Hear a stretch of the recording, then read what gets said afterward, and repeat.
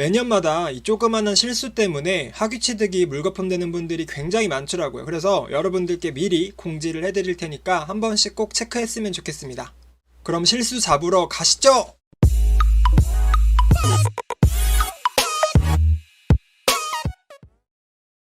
안녕하십니까, 학점은행대 출신 범스타입니다. 그럼 바로 첫 번째부터 갈게요. 연간이수 제한입니다. 학점은행대를 통해서 들을 수 있는 강의는 8과목이고요 1년 최대는 14과목입니다 이 연간이수 학점 제한은 강의만 제한되는 거예요. 그러니까 자격증이나 독학사는 또 다른 규칙들이 있습니다. 같은 연도 기준으로 봤을 때 되는 거고요. 해가 바뀌면은 연간이수 제한은 풀려버려요. 근데 이러는 분들 계세요. 1학기에 8과목을 들었는데 2학기에도 7과목을 듣고 계세요. 그러면은 총 15과목을 듣는 거거든요. 이러면은 초과된다는 거예요. 물론 들을 때는 상관이 없어요. 근데 나중에 학점 인정 신청할 때 이때 문제가 발생합니다. 다 취득해서 학점 인정하려고 하면은 인정이 안 된대요. 그러면은 결과적으로 학점이 모자르겠죠? 자연스럽게 학위 취득이 물거품 되는 겁니다. 또 두 번째 경우입니다. 중복 과목인데요. 이거 되게 많습니다. 예를 들어 내가 이전에 경영학 개론이라는 과목을 이수를 했어요. 근데 내가 또 경영학 개론이라는 과목을 이수를 한 거예요. 그러면은 한 번밖에 인정이 안 됩니다. 내가 6학점이라는 과목이 필요해서 2과목을 신청했는데 한 과목이 중복이 난 거예요. 그러면 결과적으로 내가 3학점이 비는 거예요. 그리고 또 기존에 대학교 다니다가 자퇴한 분들이 학점은행제로 학점 끌어오잖아요. 이때도 되게 조심해야 되는데 기본적으로 F학점이 있죠. 미수료된 과목은 학점은행제로 끌고 올 수가 없습니다. 그리고 또 자퇴한 학교에서 경영학 개론 들었는데 학점은행제로 경영학 개론 다시 들어야지. 이것도 중복이에요. 과목명이 똑같으면은 중복 과목이라고 보시면 됩니다. 그리고 또 많은 경우가 독학사랑 온라인 강의랑 겹치는 경우가 있어요. 독학사 1단계 보면은 사회학개론이라는 과목이 있는데 이게 온라인 강의를 통해서 사회학개론을 이수했으면은 한 개밖에 인정이 안 돼요. 또 추가적으로 전공 필수 학점들을 못 채워서 학위 취득에 실패하는 경우도 있습니다. 예를 들어 경영학사의 경우에는 전공 필수 학점이 27학점이고요. 경영 전문학사의 경우에는 전공 필수 학점이 21학점인데요.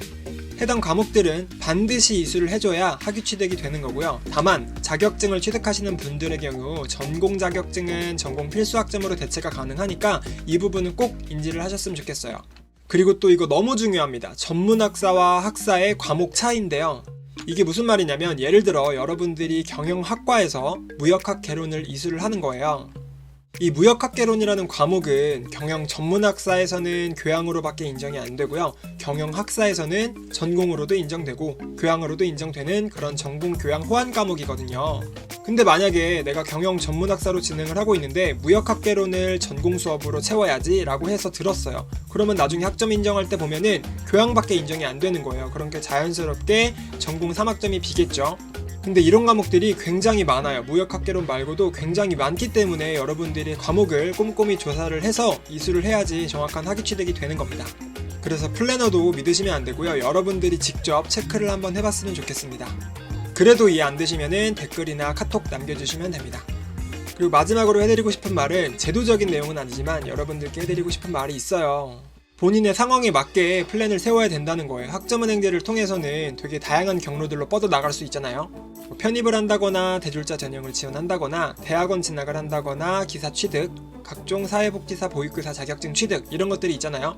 인서울대학교로 편입 준비하시는 분들이 왜 학점은행제 A+ 받으려고 노력하나요? 그 시간에 영어, 수학, 필답고사를 좀 더 준비해서 한 문제를 더 맞춘다면 여러분들에게 좀 더 크게 다가올 거예요.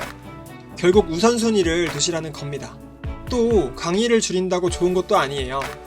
편입 준비하시는 분들 중에서 온라인 강의를 줄이고 자격증 위주로 학점을 취득해야겠다라는 분들도 계실 거예요. 결국에 우선순위를 보라는 거예요. 저희가 대학교 편입을 하기 위해서 학점은행제를 하는 거지 학점은행제로 학위 취득하려고 학점은행제 하는 게 아니거든요. 또 반대로 학점은행제를 통해서 기사 자격증을 취득하시는 분들은 그 기간을 단축시키는 게 좋습니다. 왜냐면 기사 같은 경우는 시험 일정이 1회차, 2회차 뭐 이런 식으로 정해져 있는데 내가 단기간에 학위 과정을 끝낸다면 그 다음 시험을 바로 볼 수가 있는 자격이 주어지는 것이기 때문에 이런 식으로 줄여 나가는 게 도움이 될 수가 있다는 거죠. 이런 부분들에 대해서 실수하지 않기 위해서 플래너와 진행을 하는 거고요. 그래서 여러분들의 가용시간, 그리고 목표 기간, 그리고 여러분들의 가진 베이스를 따져서 상담을 받아보시길 바라겠습니다. 뭐 학점은행제 경험이 있다거나 아니면 뭐 편입 경험이 있다거나 아니면 학점은행제를 통한 학생들의 관리 경험이 많다거나 이런 전문성이 있는 플래너와 상담받는 게 정말 중요하다고 할 수 있죠. 정확한 계획인지 검증 받아보시고요. 통화해보시고요. 그리고 부족하면 방문 상담 꼭 해보시길 바라겠습니다. 지금까지 학점은행제를 하면서 발생할 수 있는 실수들에 대해서 말씀을 드렸고요.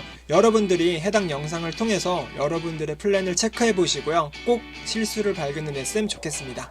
지금 발견하면 돌이킬 수 있거든요. 지금까지 범스타였습니다. 감사합니다.